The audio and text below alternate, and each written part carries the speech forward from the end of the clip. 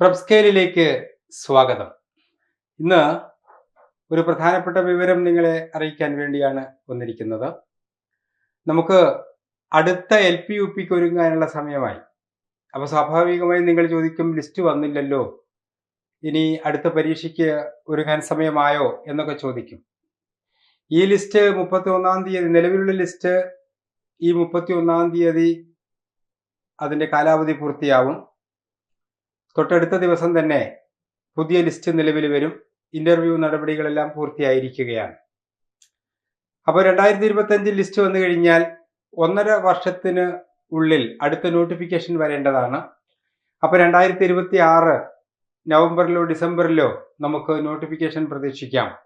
അപ്പോൾ ഒരു 1.5 മാസത്തിന് ശേഷം വീണ്ടും നോട്ടിഫിക്കേഷൻ വരികയാണ്. അപ്പോൾ 3 വർഷത്തിന് ശേഷം പുതിയ ലിസ്റ്റ് വരേണ്ടതുണ്ട്. അപ്പോൾ സ്വാഭാവികമായിട്ടും നമുക്ക് ഒരുങ്ങാൻ സമയമായി.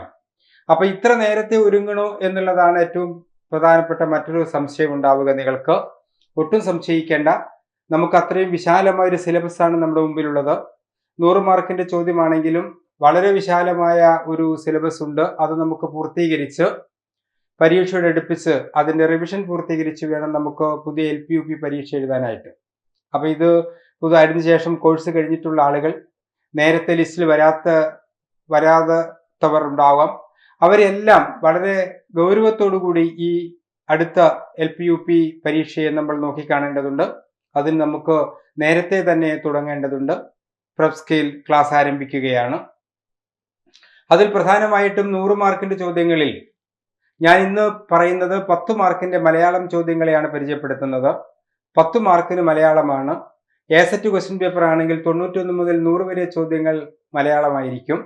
അപ്പോൾ മലയാളത്തിൽ നമ്മൾ എന്താണ് പഠിക്കേണ്ടത്? കുട്ടികൾ എപ്പോഴും ചോദിക്കാറുണ്ട്, മലയാളം നമുക്ക് വ്യാകരണം വളരെ പ്രയാസമാണ്, അതെങ്ങനെയാണ് പഠിക്കേണ്ടത് എന്ന് ചോദിക്കാറുണ്ട്. അപ്പോൾ അത് പൂർണ്ണമായും സിലബസിൽ പറയുന്ന കാര്യങ്ങൾ പൂർണ്ണമായും നമ്മൾ സാധാരണ എടുത്തു കൊടുക്കാറുണ്ട്.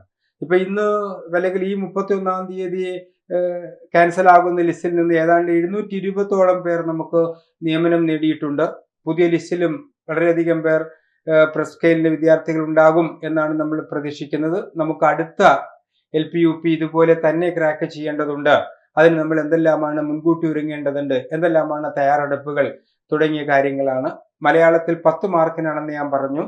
ഈ 10 മാർക്കിന് 3 വിഭാഗങ്ങളാണുള്ളത്. ഒന്നാമത്തെ ഭാഗം എന്ന് പറയുന്നത് ഭാഷാപരം എന്നുള്ളതാണ്. അതിൽ നിന്ന് 4 മാർക്കിന്റെ ചോദ്യങ്ങൾ. രണ്ടാമത്തെ ഭാഗം എന്ന് പറയുന്നത് സാഹിത്യപരമാണ്. അതിൽ നിന്ന് 3 മാർക്കിന്റെ ചോദ്യങ്ങൾ. മൂന്നാമത്തത് ബോധനശാസ്ത്രപരം എന്നുള്ളതാണ്. അതിൽ നിന്ന് 3 ചോദ്യങ്ങൾ. അങ്ങനെ 4, 3, 7, 3, 10 മാർക്ക് മലയാളത്തിൽ നിന്ന്. 9, 10 മാർക്ക് നമുക്ക് കിട്ടിക്കഴിഞ്ഞാൽ ബാക്കിയാണ് നമ്മൾ അന്വേഷിക്കേണ്ടതുള്ളൂ. നിങ്ങൾക്കൊന്ന് മനസ്സ് വെച്ചാൽ നന്നായിട്ട് മാർക്ക് കിട്ടാൻ പറ്റാവുന്ന രീതിയാണ് മലയാള വ്യാകരണം പ്രയാസമാണ് എന്നൊന്നും നമ്മൾ അങ്ങനെ ശങ്കിക്കേണ്ടതായിട്ടില്ല. നമുക്ക് കാലേ കൂട്ടി തുടങ്ങാം എന്ന് അഭ്യർത്ഥിക്കുകയാണ്. അപ്പൊ നമുക്ക് മലയാളത്തിലെ സിലബസ് ഞാൻ ജസ്റ്റ് ഒന്ന് പരിചയപ്പെടുത്താം. എന്താണ് മലയാളത്തിൽ? അപ്പൊ നിങ്ങൾക്ക് മനസ്സിലാകും, അത്ര പ്രയാസമുള്ള ഒന്നുമല്ല. നമുക്കൊന്ന് മനസ്സ് വെച്ചാൽ നേരത്തെ നമ്മൾ പഠിച്ചു കഴിഞ്ഞാൽ നമുക്ക് കിട്ടും എന്നുള്ളതാണ് പ്രധാനം. വളരെ സൂക്ഷ്മതലത്തിലാണ് ചോദ്യങ്ങൾ പോകുന്നത് എന്നുള്ളതാണ്. സാധാരണ ഇപ്പോൾ കഴിഞ്ഞ ക്വസ്റ്റ്യൻ പേപ്പർ നമ്മൾ വിശകലനം ചെയ്യുമ്പോൾ നമുക്ക് മനസ്സിലാവുന്നുണ്ട്, ചില ചോദ്യങ്ങളെല്ലാം വല്ലാതെ സൂക്ഷ്മതലത്തിലേക്ക് പോയിട്ടുണ്ട് എന്നുള്ളതാണ്. അപ്പൊ അതുകൊണ്ട് നമ്മളിപ്പോ സന്ധി സമാസവും വിഭക്തിയെല്ലാം പഠിക്കുമ്പോൾ അതിന്റെ ഉപവിഭാഗങ്ങളിലേക്കും പോവേണ്ടതുണ്ട്. ഇപ്പൊ ബഹുബ്രീഹി സമാസത്തിന്റെ വിഭാഗത്തിലുള്ള ഒരു ചോദ്യമാണ് കഴിഞ്ഞ UP പരീക്ഷയ്ക്ക് ചോദിച്ചത്. അപ്പൊ നമ്മൾ അതിന്റെ എല്ലാ തലങ്ങളും എല്ലാ ആസ്പെക്റ്റും നമ്മൾ നോക്കി പോവേണ്ടതുണ്ട്. അതിന് നമുക്ക് കുറെ സമയം ആവശ്യമുണ്ട്. 10 മാർക്കാണ് മലയാളം, പെട്ടെന്ന് തീരും എന്നൊന്നും നമ്മൾ വിചാരിക്കേണ്ടതില്ല. അതിൽ സാഹിത്യം ഞാൻ വിശദമായി പരിചയപ്പെടുത്ത സാഹിത്യം എന്ന് പറയും, ഭാഷ എന്ന് പറയുമ്പോൾ, ഭാഷാപരം എന്ന് പറയുമ്പോൾ അതിൽ സന്ധി, സമാസം, അക്ഷരം, നാമം, ക്രിയ, ഭേദകം തുടങ്ങി കുറേ കാര്യങ്ങൾ ഇതിൽ പഠിക്കാനുണ്ട്. ഇപ്പൊ സാഹിത്യപരം എന്ന് പറയുമ്പോൾ കവിതാ സാഹിത്യമുണ്ട്. കവിതാ സാഹിത്യം എന്ന് പറയുമ്പോൾ AD 12-ാം നൂറ്റാണ്ടിൽ തുടങ്ങുന്ന രാമചരിതം മുതൽ ഇങ്ങോട്ട് പഠിക്കണം. ഇപ്പൊ അതിൽ പ്രധാനമായിട്ട് കവിതാ സാഹിത്യം, ചെറുകഥാ സാഹിത്യം, നോവൽ സാഹിത്യം, ആത്മകഥാ സാഹിത്യം, ജീവചരിത്രം, സഞ്ചാര സാഹിത്യം, അങ്ങനെ സാഹിത്യത്തിന്റെ വിഭാഗങ്ങൾ വിശദമായിട്ട് നമ്മൾ നോക്കണം. കാരണം നമുക്ക് എന്തായാലും വളരെ സേഫ് സോണിൽ വരേണ്ടതുണ്ട് ലിസ്റ്റിൽ. അതിന് നമ്മൾ മുൻകൂട്ടി തന്നെ നോക്കേണ്ടതുണ്ട്. ഇനി അതിൽ ബോധനശാസ്ത്രം എന്ന് പറയുന്ന മറ്റൊരു മൊഡ്യൂൾ കൂടി ഉണ്ടല്ലോ. ആ ബോധനശാസ്ത്രത്തിൽ നമുക്ക് ഭാഷാ പഠന സിദ്ധാന്തങ്ങളുണ്ട്. ഉദ്ഗ്രഥിത സമീപനം. എന്താണ് ഉദ്ഗ്രഥിത സമീപനം? അതിന്റെ സവിശേഷതകൾ, ഇന്നത്തെ പാഠ്യപദ്ധതിയിൽ ഉദ്ഗ്രഥിത സമീപനം എങ്ങനെയാണ് അപ്ലൈ ചെയ്യുന്നത് തുടങ്ങിയ രീതിയിലുള്ള ചോദ്യങ്ങളാണ്. പിന്നെ ഭാഷാ പഠന സിദ്ധാന്തങ്ങൾ എന്നുള്ളതാണ് മറ്റൊരു ഭാഗം. എന്ന് പറഞ്ഞാൽ നോം ചോംസ്കിയുടെയും വൈഗോട്സ്കിയുടെയും ബ്രൂണറുടെയും ഭാഷ സംബന്ധിച്ചിട്ടുള്ള സിദ്ധാന്തങ്ങൾ എന്തെല്ലാമാണ്, ഇതെല്ലാമാണ് ആ ഭാഗത്ത് നമ്മൾ നോക്കേണ്ടത്. മറ്റൊന്ന് ആസൂത്രണമാണ്, അല്ലെ? പാഠാസൂത്രണം, ദൈനംദിനാസൂത്രണം, വാർഷികാസൂത്രണം, അതിന്റെ വിഭിന്ന മേഖലകൾ, അതിന്റെ സൂചകങ്ങൾ എന്തെല്ലാമാണ് തുടങ്ങിയ കാര്യങ്ങളാണ് നമ്മൾ ആ ഭാഗത്ത് നോക്കേണ്ടത്. അപ്പൊ ഞാൻ സിലബസ് ജസ്റ്റ് ഒന്ന് പരിചയപ്പെടുത്താം. ഇപ്പം 10 മാർക്കാണെന്ന് പറഞ്ഞു മലയാളത്തിന്. നമ്മൾ ഈ 10 മാർക്കിൽ നമുക്ക് 10 മാർക്ക് നമുക്ക് കിട്ടണം. നിശ്ചയമായും നമ്മൾ സിലബസ് പൂർണ്ണമായും കവർ ചെയ്തു പോകുമ്പോൾ 10 മാർക്ക് നമുക്ക് കിട്ടും. ഇപ്പൊ കഴിഞ്ഞ ക്വസ്റ്റ്യൻ പേപ്പർ എടുത്ത് നോക്കിയാൽ ഒരു ചോദ്യവും പുറത്തു പോയിട്ടില്ല, സിലബസിൽ നിന്ന് പുറത്തു പോയിട്ടില്ല. അപ്പൊ കൃത്യമായി സിലബസ് ഫോളോ ചെയ്തുകൊണ്ട് തന്നെയാണ് ചോദ്യങ്ങൾ വന്നിട്ടുള്ളത് നമുക്ക് കാണാനായിട്ട് സാധിക്കും. അതിൽ ഒന്നാമത്തേതാണ് സാഹിത്യപരം എന്നുള്ളത്. ഇതിൽ നിന്ന് നമ്മൾ 3 മാർക്കാണ് പ്രതീക്ഷിക്കുന്നത്. സാഹിത്യപരം എന്നുള്ളതിൽ നമ്മൾ 3 മാർക്കാണ് പരമാവധി പ്രതീക്ഷിക്കുന്നത്. അപ്പൊ അതിൽ ഒന്നാമത്തേതാണ് കവിതാ സാഹിത്യം. ഞാൻ സൂചിപ്പിച്ചതുപോലെ ഈ കവിത മൊത്തത്തിലും നമ്മൾ നോക്കി പോവേണ്ടതുണ്ട്. എന്ന് പറഞ്ഞാൽ പാട്ടുപ്രസ്ഥാനം, രാമചരിതം ഉൾപ്പെടുന്ന പാട്ടുപ്രസ്ഥാനം, മണിപ്രവാള പ്രസ്ഥാനത്തെ കുറിച്ച് ഒരു ചോദ്യം ചോദിച്ചു കഴിഞ്ഞ എൽപിക്ക്. ഇതാ ചോദിച്ചു, UP-യിലാ ചോദിച്ചത്. മലയാളവും മറ്റേതു ഭാഷയുമാണ് മണിപ്രവാളത്തിൽ ചേരുന്നത്? സംസ്കൃതമാണ്. ഇപ്പം മലയാളവും തമിഴും ചേരുന്നത് പാട്ടുപ്രസ്ഥാനം, മലയാളവും സംസ്കൃതവും ചേരുന്നത് മണിപ്രവാള പ്രസ്ഥാനം. അപ്പൊ കുറെ പ്രസ്ഥാനങ്ങളുണ്ട്.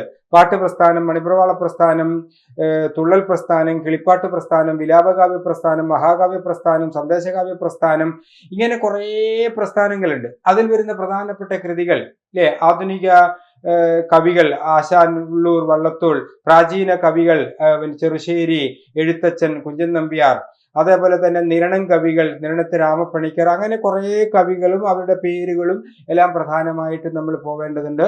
അതേപോലെ ആധുനിക കവിതയിലേക്ക് വന്ന് ഉത്തരാധുനിക കവികളിലേക്ക് വന്ന് ഏറ്റവും ഇന്നത്തെ തലമുറയിലുള്ള നമ്മൾ പറയുന്നത് വെച്ചാൽ ചി രാമൻ മുതൽ, രാമചരിതം എഴുതിയ ചി രാമൻ മുതൽ ഇങ്ങ് പി രാമൻ വരെ എന്ന് പറഞ്ഞാൽ ഏറ്റവും ഉത്തരാധുനിക കവികൾ വരെയുള്ള കവികളുടെ പ്രധാനപ്പെട്ട കവിതകളും അവരുടെ വരികളും ഒക്കെ നമുക്ക് നോക്കിച്ചു പോകണം. അതാണ് സമഗ്രമായ പഠനം എന്ന് പറയുന്നത്. നമുക്ക് ഏതെങ്കിലും കുറച്ച് ഭാഗം സെലക്ട് ചെയ്ത് പോവുക എന്നുള്ളതല്ല നമ്മൾ ഉദ്ദേശിക്കുന്നത്. മലയാളം കൊണ്ട് കൃത്യമായി പൂർണ്ണമായും എല്ലാ ഭാഗങ്ങളും കവർ ചെയ്തുകൊണ്ട് നമ്മൾ പോകും. ഇനി കഥാസാഹിത്യം എന്ന് പറഞ്ഞാൽ ചോദിച്ചു, വാസനാവികൃതി എന്ന് പറയുന്ന മലയാളത്തിലെ ആദ്യ കഥ ഏതു മാസികയിലാണ് പ്രസിദ്ധീകരിച്ചത് എന്ന് കഴിഞ്ഞ LP-UP ചോദിച്ചു. ഈ ലിസ്റ്റ് വരാനുള്ള, പുതിയ ലിസ്റ്റ് വരാനുള്ളത് ചോദിച്ചതാണ് ഏത് മാസിക. അപ്പൊ ആ രീതിയിൽ മലയാളത്തിലെ ഏറ്റവും ആദ്യത്തെ കഥയാണ് വാസനാവികൃതി, വേങ്ങയിൽ കുഞ്ഞിരാമൻ നായരുടെ. പക്ഷെ അതൊന്നും ചോദിച്ചില്ല. അത് ഏത് മാസികയിലാണ് പ്രസിദ്ധീകരിച്ചത് എന്ന ചോദ്യമാണ് ചോദിച്ചത്. അപ്പം വാസനാവികൃതി മുതൽ ഇങ്ങോട്ട് ദ്വാരക എന്ന കഥ ചോദിച്ചിട്ടുണ്ട്. അതേപോലെ ആദ്യകാല കഥാകൃത്തുക്കൾ, അതേപോലെ കാൽപ്പനിക യഥാതഥ കഥാകൃത്തുക്കൾ, ഈ രീതിയിൽ ഉത്തരാധുനിക കഥകൾ, ഈ പ്രധാനപ്പെട്ട വെള്ളായപ്പനൊക്കെ എപ്പോഴും ചോദിച്ചിട്ടുണ്ട്. OV വിജയന്റെ കടൽ തീരത്ത് എന്ന് പറയുന്ന ചെറുകഥ, ചില പ്രധാനപ്പെട്ട കഥകൾ നമ്മൾ പ്രത്യേകമായി എടുത്ത് പഠിക്കേണ്ടതുണ്ട്. ഇനി ഏറ്റവും അവസാനം വരെ കേരള സാഹിത്യ അക്കാദമി അവാർഡ് കിട്ടിയ കഥകൾ, ഈ രീതിയിൽ മലയാള കഥകളെ കുറിച്ച് മൊത്തത്തിലൊന്ന് പഠിക്കുകയും അതിലെ പ്രധാനപ്പെട്ട കഥാപാത്രങ്ങളെ അവലോകനം ചെയ്തു പോവുകയും ചെയ്യേണ്ടതുണ്ട് എന്നാണ് കഥാസാഹിത്യത്തിൽ നമ്മൾ പഠിക്കേണ്ടത്. മറ്റൊന്ന് നോവലാണ്. നോവൽ എന്ന് പറയുമ്പോൾ കഴിഞ്ഞ പരീക്ഷയ്ക്ക് ചോദിച്ചത്, തൊട്ടടുത്ത പരീക്ഷയ്ക്ക് ചോദിച്ചത് 1974 50-ാം വാർഷികം ആഘോഷിക്കുന്ന മലയാള നോവൽ ഏത് എന്ന് ചോദിച്ചു. 1974 മയ്യഴിപ്പുഴയുടെ തീരങ്ങൾ എന്ന് പറയുന്ന M. മുകുന്ദന്റെ നോവൽ പ്രസിദ്ധീകരിച്ചത്. അതാണ് ചോദിച്ചത് കഴിഞ്ഞ LP-ക്ക്. അപ്പൊ അതിൽ ശരി ഉത്തരത്തിൽ ഖസാക്കിന്റെ ഇതിഹാസം ഒക്കെ ഉണ്ട്. ഖസാക്കിന്റെ ഇതിഹാസം 69-ലാണ് പ്രസിദ്ധീകരിക്കുന്നത്. ഇത് 74-ലാണ്. അപ്പൊ ശരി ഉത്തരം മയ്യഴിപ്പുഴയുടെ തീരങ്ങളിലാണ്. അപ്പൊ ഈ രീതിയിൽ നോവലിന്റെ രചനാവർഷവും നോവലിലെ കഥാപാത്രങ്ങൾ, അതേപോലെ നോവലിലെ ആദ്യകാല നോവലുകൾ, ഇപ്പൊ കുന്തലത ആദ്യ നോവലാണ്, ലക്ഷണമൊത്ത നോവല് ഇന്ദുലേഖയാണ്, അതിലെ കഥാപാത്രങ്ങളൊക്കെ ചോദിക്കാറുണ്ട്. അതേപോലെ തന്നെ ചരിത്ര നോവൽ, രാഷ്ട്രീയ നോവൽ, ബോധധാര novel, audio novel, cyber novel. അപ്പൊ നോവലിന്റെ ഒരുപാട് വിഭാഗങ്ങളുണ്ട്. ഇനി ഏറ്റവും അടുത്തതായിട്ട് അവാർഡ് കിട്ടിയിട്ടുള്ള നോവലുകൾ വരെ, അതിലിപ്പോ പിന്നെ ഈ വയലാർ അവാർഡ് കിട്ടിയ നോവലുകളൊക്കെ എപ്പോഴും സാധാരണ ചോദിക്കാറുണ്ട്. അപ്പം മലയാളത്തിലെ ഇന്ദുലേഖം മുതൽ ഇങ്ങ് ഏറ്റവും അറ്റത്ത് നിൽക്കുന്ന ഏറ്റവും പുതിയ നോവൽ വരെ, മലയാളത്തിലെ ഏറ്റവും പ്രധാന നോവൽ വരെ നമുക്ക് പഠിച്ചു പോവേണ്ടതുണ്ട്. അവയുടെ പേരുകൾ അറിയേണ്ടതുണ്ട്, അതിലെ കഥാപാത്രങ്ങൾ അറിയേണ്ടതുണ്ട്, നോവലിലെ സംഭാഷണങ്ങൾ ചോദ്യമായി വരാറുണ്ട്, അല്ലേ? പിന്നെ സെയ്തുവിനോട് മാത്രമേ ഇഷ്ടമുള്ളൂ എന്നൊരു പരാമർശം ചോദിച്ചിട്ടുണ്ട്. അപ്പൊ ഈ രീതിയിൽ മഞ്ഞില് ചില പിന്നെ സംഭാഷണങ്ങളൊക്കെ ചോദ്യമായി വരാറുണ്ട്. അപ്പൊ നോവൽ ആരംഭിക്കുന്ന വിധം വരാറുണ്ട്, നോവലിലെ കഥാപാത്രങ്ങൾ വരാറുണ്ട്, നോവലിന് പശ്ചാത്തലമായ പ്രദേശങ്ങൾ വരാറുണ്ട്.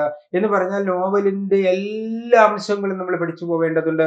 അത്തരത്തിലുള്ള സമഗ്രമായ പൂർണ്ണമായ വിവരങ്ങൾ അടങ്ങിയ നോവലിന്റെ ക്ലാസ് നമ്മൾ തരുന്നതാണ്. ഓക്കെ, അടുത്തത് ആത്മകഥ. മലയാളത്തിലെ പ്രധാനപ്പെട്ട ആത്മകഥകൾ ഏതെല്ലാമാണ്? ഇപ്പോൾ ഹൃദയരാഗങ്ങൾ, ജോർജ് ഓണക്കൂറിന്റെ ഹൃദയരാഗങ്ങൾ ഈ അടുത്ത കാലത്ത് LP ചോദിച്ചതാണ് 2023. അപ്പൊ മലയാളത്തിലെ ആദ്യകാല ആത്മകഥകൾ മുതൽ രാഷ്ട്രീയക്കാരുടെ ആത്മകഥകൾ, സാഹിത്യകാരന്മാരുടെ ആത്മകഥകൾ, അതേപോലെ പാർശ്വവൽക്കരിക്കപ്പെട്ടവരുടെ ആത്മകഥകൾ, പിന്നെ ഭരണകർത്താക്കളുടെ ആത്മകഥകൾ, പിന്നെ EK നായനാരുടെയും അതേപോലെ തന്നെ K കരുണാകരന്റെയും എല്ലാം ആത്മകഥകൾ, പിന്നെ ഉമ്മൻചാണ്ടിയുടെ ആത്മകഥകൾ, അപ്പോൾ രാഷ്ട്രീയ രംഗത്തുള്ളവരുടെ ആത്മകഥകൾ, പിന്നെ സാഹിത്യ രംഗത്തുള്ളവരുടെ ആത്മകഥകൾ എല്ലാം, ആത്മകഥകളുടെ ആദ്യകാലം മുതൽ ഇങ്ങോട്ട് 2025 വരെ അവാർഡ് കിട്ടിയിട്ടുള്ള ആത്മകഥകളുടെ ഒരു നേര് പകർപ്പ് നമ്മൾ പഠിച്ചു വെച്ച് പോകണം. അവിടെ എവിടെയെങ്കിലും ചോദിക്കട്ടെ, അത് നമുക്ക് വിഷയമല്ല. എല്ലാം നമ്മൾ അറിഞ്ഞിരിക്കണം, എല്ലാം ഇപ്പോൾ തന്നെ നമ്മൾ പഠിച്ചു തുടങ്ങേണ്ടതുണ്ട്, നമ്മൾ നീട്ടിവെക്കേണ്ടതില്ല എന്നാണ് പ്രപ്പ് സ്കെയിൽ നിങ്ങളോട് പറയുന്നത്. ഇനി ജീവചരിത്രം, ഒന്നുകിൽ ആത്മകഥയിൽ നിന്നായിരിക്കും ചോദ്യം, അല്ലെങ്കിൽ ജീവചരിത്രത്തിൽ നിന്നായിരിക്കും ചോദ്യം. അപ്പൊ മലയാളത്തിലെ പ്രധാനപ്പെട്ട ജീവചരിത്രങ്ങൾ നമ്മൾ പഠിച്ചു പോവേണ്ടതായിട്ടുണ്ട്. ഓക്കെ, ഇനി വൈജ്ഞാനിക സാഹിത്യം. ചിലർ ചോദിക്കാറുണ്ട്, എന്താണ് ഈ വൈജ്ഞാനിക സാഹിത്യം എന്ന് പറയുന്നത്, അല്ലെ? മലയാള സാഹിത്യത്തിൽ വൈജ്ഞാനിക സാഹിത്യം എന്ന് പറയുന്നത് നല്ലൊരു മേഖലയാണ്. എന്ന് പറഞ്ഞാൽ നിഘണ്ടുക്കൾ വൈജ്ഞാനിക സാഹിത്യത്തിൽ വരും. അതേപോലെ തന്നെ തച്ചുശാസ്ത്രവുമായി ബന്ധപ്പെട്ട കൃതികൾ, വൈദ്യശാസ്ത്രവുമായി ബന്ധപ്പെട്ട കൃതികൾ, സാഹിത്യ ചരിത്രപരമായ കൃതികൾ, ഇതെല്ലാം ഈ വിഭാഗത്തിൽ വരുന്നതാണ്. പിന്നെ കഥകളി, അതുപോലെ ലക്ഷണശാസ്ത്ര ഗ്രന്ഥങ്ങൾ, ഒരുപാട് പ്രസിദ്ധങ്ങളായിട്ടുള്ള സാഹിത്യ ചരിത്രങ്ങൾ, നിഘണ്ടുക്കൾ, നവയുഗ ഭാഷാ നിഘണ്ടു ഒക്കെ തന്നെയും LP UPക്ക് ചോദിച്ചതാണ് മുൻകാലങ്ങളിൽ, R നാരായണ പണിക്കരുടെ. അതേപോലെ 1872 ഗുണ്ടട്ടിന്റെ നിഘണ്ടു ചോദിച്ചതാണ്. അപ്പൊ ഈ രീതിയിൽ പ്രധാനപ്പെട്ട വൈജ്ഞാനിക കൃതികളുമായി ബന്ധപ്പെട്ട ചോദ്യങ്ങൾ, മണ്ണും മനുഷ്യനും, കേരളം മണ്ണും മനുഷ്യനും എന്ന് പറയുന്ന തോമസ് ഐസക്കിന്റെ കൃതി ചോദിച്ചതാണ് പരീക്ഷയ്ക്ക്. അതാണ് ഒരു പക്ഷേ മലയാളത്തിലെ ആദ്യത്തെ വൈജ്ഞാനിക മേഖലയിൽ കേരള സാഹിത്യ അക്കാദമി അവാർഡ് കിട്ടിയ കൃതി. വൈജ്ഞാനിക മേഖലയ്ക്കും കേരള സാഹിത്യ അക്കാദമി അവാർഡ് കൊടുക്കുന്നുണ്ട്. അപ്പൊ അതിലെ പ്രധാനപ്പെട്ട വൈജ്ഞാനിക മേഖലയുമായി ബന്ധപ്പെട്ട ഒരുപാട് കൃതികളുണ്ട്. പിന്നെ ഈ ശാസ്ത്രവുമായി ബന്ധപ്പെട്ട കൃതികൾ, അതൊക്കെ അതിലാണ് വരുന്നത്. അതൊക്കെ ചോദിച്ചേക്കാൻ സാധ്യതയുണ്ട്. അപ്പം നമുക്ക് വൈജ്ഞാനിക മേഖലയുമായി ബന്ധപ്പെട്ട കൃതികളുടെ പൂർണ്ണമായ ലിസ്റ്റ് പരീക്ഷയ്ക്ക് പോകും മുമ്പ് പലതവണ ആവർത്തിച്ച് പഠിച്ച് നമുക്ക് പോവേണ്ടതുണ്ട്. പിന്നീട് ബാലസാഹിത്യ കൃതികൾ, ഇല്ലേ? വാഴ്ത്തപ്പെട്ട പൂച്ച എന്ന ബാലസാഹിത്യ കൃതി കഴിഞ്ഞ LP UPക്ക് ചോദിച്ചതാണ്. അപ്പൊ ബാലസാഹിത്യ മേഖലയിൽ ഇപ്പൊ അതേപോലെ തന്നെ 2023 മാണിക്കക്കല്ല് എന്ന MTയുടെ ബാലസാഹിത്യ കൃതി ചോദിച്ചിട്ടുണ്ട്. അതേപോലെ PK ഗോപിയുടെ ബാലസാഹിത്യ കൃതി ചോദിച്ചിട്ടുണ്ട്. അപ്പൊ മലയാളത്തിലെ പ്രധാനപ്പെട്ട ബാലസാഹിത്യ കൃതികൾ, അവയുടെ കർത്താക്കൾ എന്നിവ നമുക്ക് ഈ ഭാഗത്ത് നോക്കേണ്ടതുണ്ട്. ഈ ഭാഗത്ത് നിന്ന് നമുക്ക് പ്രതീക്ഷിക്കാവുന്ന എത്ര മാർക്കാണ്? പരമാവധി 3 മാർക്കാണ്, അല്ലെങ്കിൽ എന്താണ് 4 മാർക്ക് ചോദിക്കാം, അല്ലേ? ഇതാണ് ഈ ഭാഗത്തുനിന്ന് വരുന്നത്. ഓക്കെ, ഇനി അടുത്ത മൊഡ്യൂൾ എന്ന് പറയുന്നത് ഭാഷാപരമാണ്. ഭാഷാപരത്തിൽ നിന്ന് നമ്മൾ എന്താണ് 4 മാർക്ക് പ്രതീക്ഷിക്കുന്നുണ്ട് ഭാഷാപരത്തിൽ നിന്ന്. അതില് ഒന്നാമത്തത് ഭാഷയുടെ ചരിത്രമാണ്. എന്താ ഭാഷയുടെ ചരിത്രം എന്ന് പറഞ്ഞാൽ, ദ്രാവിഡ ഭാഷകളിൽ നിന്നാണ്, അല്ലെങ്കിൽ ദ്രാവിഡ ഭാഷയിൽ നിന്നാണ് മലയാളം ഉരുത്തിരിഞ്ഞത് എന്നുള്ള സിദ്ധാന്തമുണ്ട്. അതേപോലെ തന്നെ സംസ്കൃത ജന്യവാദമുണ്ട്, സംസ്കൃതത്തിൽ നിന്നാണ് മലയാള ഭാഷ ഉണ്ടായത്. ഉപശാഖാവാദമുണ്ട്, തമിഴിന്റെ ഉപശാഖയായിട്ടാണ് മലയാളം വരുന്നത്. ഭാഷാ സംക്രമണവാദം അവതരിപ്പിച്ചത് ആര്? ഈ രീതിയിൽ സ്വതന്ത്രവാദം അവതരിപ്പിച്ചത് ആര് എന്നൊക്കെ ചോദിച്ചിട്ടുണ്ട്. മലനാട്ട് തമിഴിൽ നിന്നാണ് മലയാളം ഉണ്ടായത് എന്ന അഭിപ്രായം പറഞ്ഞതാര് എന്ന് ഇക്കഴിഞ്ഞ LP UPക്ക് ചോദിച്ചു. അപ്പൊ ഈ രീതിയിൽ ഭാഷോൽപത്തിയുമായി ബന്ധപ്പെട്ടിട്ടുണ്ടായ വിവിധ സിദ്ധാന്തങ്ങൾ, അതിന്റെ വക്താക്കൾ ഒക്കെ ചോദ്യമായി വരാം. അതുകൊണ്ട് ഭാഷാ ചരിത്രം, ഭാഷ രൂപപ്പെട്ടു വന്നിരിക്കുന്ന രീതി, അതൊക്കെ നമുക്ക് ചോദ്യമായി വരാറുണ്ട്. പിന്നീട് ഭാഷാഭേദം എന്ന് പറഞ്ഞാൽ 6 മലയാളിക്ക് 100 മലയാളം എന്ന് കഴിഞ്ഞ LP-UPക്ക് ചോദിച്ചിട്ടുണ്ട്. അത് കുഞ്ഞുണ്ണി മാഷിന്റെ കവിതയാണ്. പക്ഷെ 6 മലയാളിക്ക് 100 മലയാളം എന്നാ പറയുക. തിരുവനന്തപുരത്തുകാരുടെ മലയാളം ഒന്ന്, തൃശ്ശൂർക്കാരന്റെ മലയാളം ഒന്ന്, കോഴിക്കോട്ടുകാരന്റെ മലയാളം ഒന്ന്, കണ്ണൂർക്കാരന്റെ മലയാളം ഒന്ന്. ഞാനിപ്പോൾ പറയുമ്പോൾ പോലും നിങ്ങൾക്ക് ഭാഷാഭേദം കണ്ടേക്കാം. അപ്പൊ തിരുവനന്തപുരത്തുകാർക്ക് വ്യത്യാസമുള്ള ചില പദങ്ങളൊക്കെ ശൈലികളൊക്കെ എന്റെ സംഭാഷണത്തിലുണ്ട്. ഞാൻ കോഴിക്കോട്ടാണ് എന്നാണ് ഇത് ചെയ്യുന്നത്. അപ്പൊ ആ രീതിയിൽ ഭാഷാഭേദവുമായി ബന്ധപ്പെട്ട വാക്കുകൾ, അതിന് ഉപയോഗിക്കുന്ന പദങ്ങൾ, അതിന്റെ മേഖലകൾ ഒക്കെ തന്നെയും വരാം. ചില വാക്കുകൾക്ക് തത്തുല്യമായ പദങ്ങൾ, ആ രീതിയിലൊക്കെ തന്നെയും ഭാഷാഭേദ മേഖലയുമായി ബന്ധപ്പെട്ട ചോദ്യങ്ങൾ വരാം. അതിൽ നിന്ന് വിശദമായിട്ട് അതിന്റെ സാങ്കേതിക വശങ്ങളൊക്കെ നമുക്ക് പഠിക്കേണ്ടതായിട്ടുണ്ട്. അതിൽ വരുന്നതാണ് ഭാഷാഭേദം. മറ്റൊന്ന് പ്രായോഗിക വ്യാകരണം 10ാം ക്ലാസ് നിലവാരം എന്നാണ് പറയുന്നത്. പ്രിയപ്പെട്ടവരെ, 10ാം ക്ലാസ് നിലവാരം എന്നതിലുണ്ടെങ്കിലും നല്ല നിലവാരമുള്ള ചോദ്യങ്ങളാണ് ഇക്കഴിഞ്ഞ 2 LPയിലും UPയിലും ചോദിച്ചിട്ടുള്ളത്. നമുക്ക് മനസ്സിലാക്കാൻ സാധിക്കും. നോക്കാം നമുക്ക് എന്താണ് എന്ന് നോക്കാം. അതിൽ അവർ കുറെ ഡീറ്റെയിൽഡ് ആയിട്ട് കൊടുത്തിട്ടുണ്ട്. ഒന്ന് പദശുദ്ധിയാണ്. സന്ധി കാര്യങ്ങൾ ഉൾപ്പെടെ എന്ന് പറഞ്ഞാൽ 2 വർണ്ണങ്ങൾ തമ്മിൽ കൂടിച്ചേരുമ്പോഴുള്ള ചേർച്ചയാണ് നമ്മൾ സന്ധി എന്ന് പറയുന്നത് എന്നും, അത് 4 തരത്തിലുണ്ട് എന്നും, ലോപസന്ധി, ആഗമസന്ധി, ആദേശസന്ധി, ദ്വിത്വസന്ധി എന്നുണ്ട്. പിന്നെ പദമതസന്ധി, പദാന്തസന്ധി, ഉഭയസന്ധി എന്നിങ്ങനെ തിരിക്കുന്നുണ്ട് അല്ലേ. അതേപോലെ സ്വരസന്ധി, വ്യഞ്ജനസന്ധി, സ്വരവ്യഞ്ജനസന്ധി, വ്യഞ്ജന സ്വരസന്ധി എന്നിങ്ങനെ തിരിക്കുന്നുണ്ട്. അങ്ങനെ 10ഓളം സന്ധി കാര്യങ്ങളുണ്ട്. അതിൽ വരുന്ന ഏറ്റവും പ്രധാനപ്പെട്ടതെന്ന് പറയുന്നത് വർണ്ണമാറ്റത്തിന്റെ അടിസ്ഥാനത്തിലുള്ള സന്ധികളാണ്. അതിൽ ലോപസന്ധി, ആഗമസന്ധി, ആദേശസന്ധി, ദ്വിത്വസന്ധി, ഇതിൽ നിന്നൊരു ചോദ്യം ഉറപ്പാണ്. നിങ്ങൾക്ക് LP-UPയുടെ എല്ലാ ചോദ്യപേപ്പറിലും ഇതുമായി ബന്ധപ്പെട്ട ചോദ്യങ്ങളാണ് വരുന്നത്. അതിൽ മിക്കവാറും ആദേശസന്ധിയുമായി ബന്ധപ്പെട്ട ചോദ്യമാണ് വന്നിട്ടുള്ളത്. അപ്പൊ സന്ധി കാര്യങ്ങൾ വിശദമായിട്ട് പഠിക്കണം. അതാണ് അതിൽ പറഞ്ഞിട്ടുള്ളത്. സന്ധി, പദശുദ്ധി, സന്ധി കാര്യങ്ങൾ ഉൾപ്പെടെ. 2 പദങ്ങൾ സമാസിക്കലും വിഗ്രഹിക്കലും. വിഭക്തി പ്രത്യയങ്ങളുടെ ചേർച്ചയില്ലാതെ പദങ്ങളെ കൂട്ടിച്ചേർക്കുന്നതിനാണ് നമ്മൾ സമാസം എന്ന് പറയുന്നത്. അതിലെന്താ വരുന്നത്? അവ്യയീഭാവ സമാസം, തൽപുരുഷ സമാസം, ദ്വന്ദ്വ സമാസം, ബഹുബ്രീഹി സമാസം. അതിൽ ബഹുബ്രീഹി സമാസത്തിന്റെ വിഭാഗമാണ് കഴിഞ്ഞ LP-UPക്ക് ചോദിച്ചത്. കഞ്ചനേർമിഴി എന്ന വാക്ക് ഏത് വിഭാഗത്തിൽ വരുന്നു, ഏത് വിഭാഗത്തിലാണ്, സമാസ വിഭാഗത്തിലാണ് വരുന്നത് എന്നാണ് ഈ കഴിഞ്ഞ LP-UPക്ക് ചോദിച്ചത്. അപ്പൊ അതിൽ എന്താണ് അവ്യയീഭാവ സമാസം, എന്താണ് തൽപുരുഷൻ, തൽപുരുഷന്റെ വിഭാഗങ്ങൾ ഏതെല്ലാമാണ് അത് പഠിക്കണം. ഉപമാ തൽപുരുഷനുണ്ട്. അതേപോലെ തന്നെ മധ്യപദലോപി തൽപുരുഷൻ, അതിന്റെ വിഭാഗങ്ങളാണതെല്ലാം.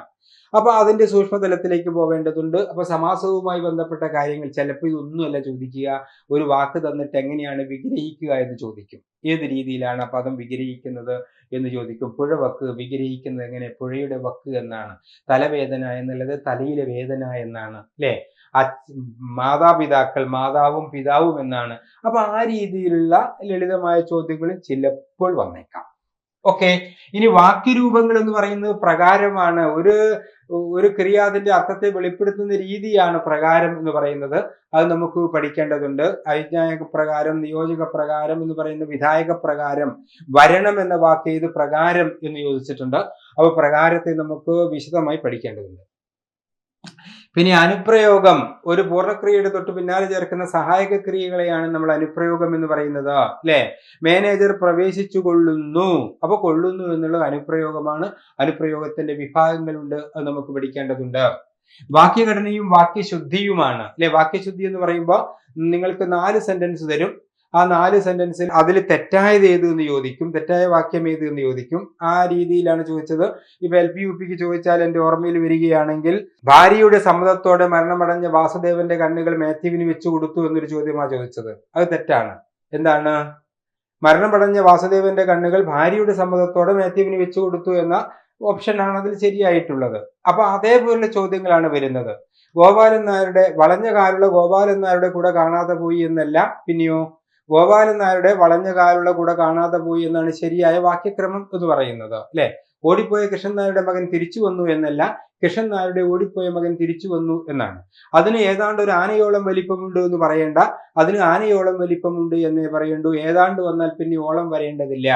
ഈ രീതിയിൽ വാക്യഘടനയുമായി ബന്ധപ്പെട്ട, വാക്യശുദ്ധിയുമായി ബന്ധപ്പെട്ട ചോദ്യങ്ങളുണ്ട്.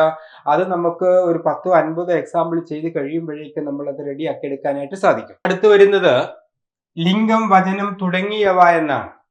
അപ്പോൾ ലിംഗം, പുല്ലിംഗം, സ്ത്രീലിംഗം, നപുംസകലിംഗം, സാമാന്യലിംഗം എന്ന ലിംഗത്തിന്റെ വിഭജനം. അതിൽ പരീക്ഷയ്ക്ക് കഴിഞ്ഞ LPUP ചോദിച്ചിട്ടുള്ളത് താഴെക്കൂടുതൽ നപുംസകലിംഗത്തിന് ഉദാഹരണമായി വരുന്ന പദം ഏത് എന്നാണ്. അതിൽ മേശ എന്നതായിരുന്നു ശരി ഉത്തരം. മേശ നപുംസകലിംഗമാണ്.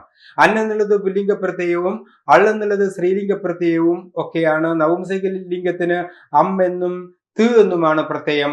അപ്പൊ ഈ രീതിയിൽ ലിംഗം, പുല്ലിംഗം, സ്ത്രീലിംഗം, നപുംസകലിംഗം, സാമാന്യലിംഗം എന്നതിന്റെ 4 കാറ്റഗറിയിൽ വരുന്നതിന്റെ പ്രധാനപ്പെട്ട ഉദാഹരണങ്ങൾ നമുക്ക് നോക്കേണ്ടതുണ്ട്.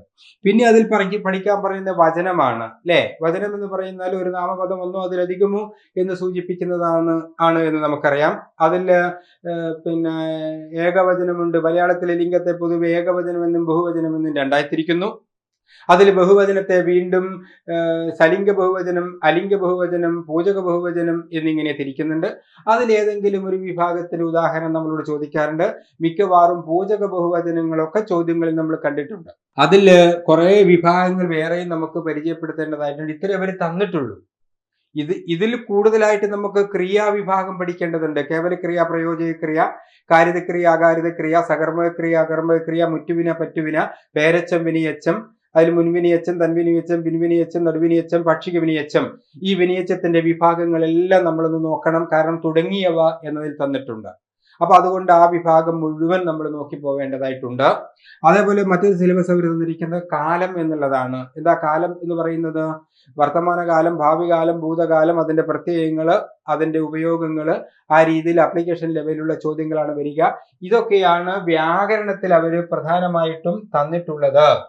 ഇനി അർത്ഥബോധം എന്നുള്ള ഭാഗത്തിൽ വാക്യങ്ങളുടെ അർത്ഥം ചോദിക്കാം.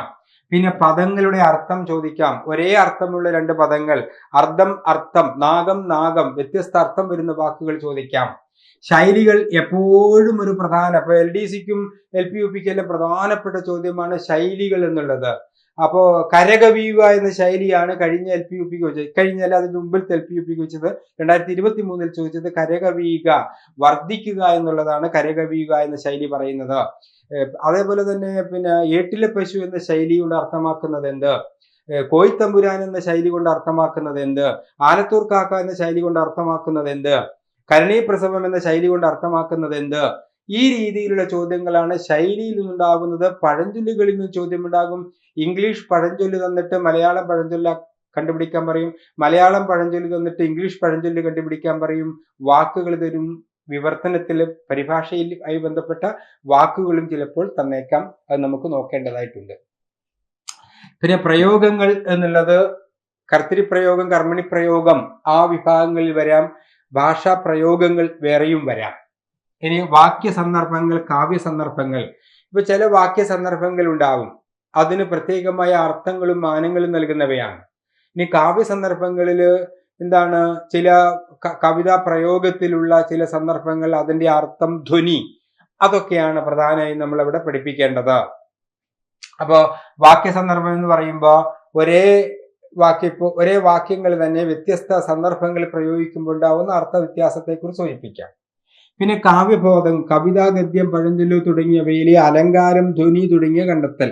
ഇവ അലങ്കാരം, ധ്വനി എന്നിവ നമുക്ക് പഠിപ്പിക്കേണ്ടതുണ്ട്. അതിൽ ചില അലങ്കാരങ്ങളുടെ ലക്ഷണങ്ങളും വൃത്തത്തിന്റെ ലക്ഷണങ്ങളും നമ്മൾ പഠിച്ചു പോവേണ്ടതുണ്ട്. അതൊക്കെ ഇവിടെ സൂചിപ്പിച്ചിട്ടുണ്ട്. പിന്നെ ഇത് അവതാരണം, ഗദ്യം, പദ്യം. അപ്പൊ അവതാരണം, ഗദ്യം എന്ന് പറയുമ്പോൾ സാധാരണ കേട്ടറ്റ് പരീക്ഷയ്ക്കൊക്കെ നിങ്ങൾ ചെയ്തിട്ടുണ്ട്.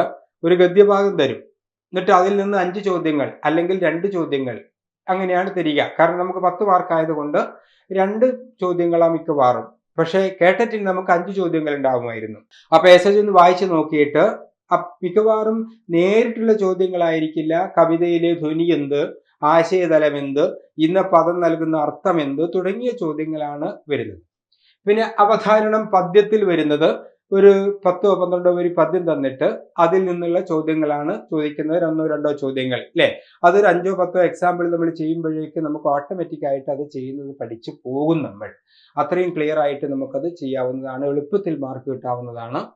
ഇനി അടുത്തത് 3ാമത്തെ മൊഡ്യൂളാണ് ബോധനശാസ്ത്രം എന്ന് പറയുന്നത്. ഇത് നമുക്ക് ഒട്ടും പരിചയമില്ലാത്തൊരു മേഖലയാണ്. TTCക്കൊക്കെ നമ്മൾ പഠിച്ചിട്ടുണ്ടെങ്കിലും നമുക്ക് അത്ര ബി.എഡിനൊക്കെ പഠിക്കുന്നുണ്ടെങ്കിൽ നമുക്ക് വിശദമായി നോക്കേണ്ടതാണ്. ഇവിടെ നമ്മൾ പ്രതീക്ഷിക്കുന്നത് 3 മാർക്കാണ് ഇവിടെ നമ്മൾ പ്രതീക്ഷിക്കുന്നത്. അപ്പൊ നോക്കൂ, അതിൽ ബോധനശാസ്ത്രപരം എന്നാണ് മൊഡ്യൂളിന് പേര് നൽകിയിരിക്കുന്നത്. അതിൽ ഒന്നാമത്തത് ഉദ്ഗ്രഥന സമീപനമാണ്. ഉദ്ഗ്രഥന സമീപനം എന്ന് പറഞ്ഞാൽ 1-2 ക്ലാസ്സുകളിൽ ഇപ്പോൾ നടപ്പിൽ വരുന്ന ഒരു പഠന രീതിയാണത്. എന്ന് പറഞ്ഞാൽ കണക്കിന്റെ ക്ലാസ് ടീച്ചർ തന്നെയാണ് കണക്കും മലയാളവും ഇംഗ്ലീഷും എല്ലാം പഠിപ്പിക്കുന്നത്. എന്ന് പറഞ്ഞാൽ ഒരു മാവിന്റെ ചിത്രം വരച്ച് മാവിലെ മാങ്ങകളുടെ എണ്ണം പഠിക്കുമ്പോൾ കണക്ക് പഠിക്കുന്നു, മാവിന്റെ ചിത്രം വരയ്ക്കുമ്പോൾ കലാപഠനമാവുന്നു, മാവിനെ കുറിച്ച് കുറിപ്പ് തയ്യാറാക്കുമ്പോൾ മലയാള പഠനമാകുന്നു. ഇങ്ങനെ പരിസര പഠനം, മാവിന്റെ രുചിയെക്കുറിച്ച് പറയുമ്പോൾ നമുക്ക് പരിസര പഠനം വരുന്നു. ഒരു ആശയത്തിൽ നിന്നുകൊണ്ട് വ്യത്യസ്ത വിഷയങ്ങളിലേക്ക് കടന്നു പോകുന്ന പുതിയ രീതിയാണ്, അല്ലെങ്കിൽ വിദ്യാഭ്യാസ രീതിയാണ് ഉദ്ഗ്രഥന രീതി എന്ന് പറയും. ഉദ്ഗ്രഥിത രീതി, അതിന്റെ പൊതു സ്വഭാവങ്ങൾ, അതിന്റെ സവിശേഷതകൾ, അതുണ്ടാക്കുന്ന നേട്ടങ്ങൾ, ഇതെല്ലാമാണ് നമ്മൾ ഇവിടെ പഠിക്കേണ്ടതുണ്ട്. അത് നമ്മൾ പഠിപ്പിക്കുന്നതാണ്.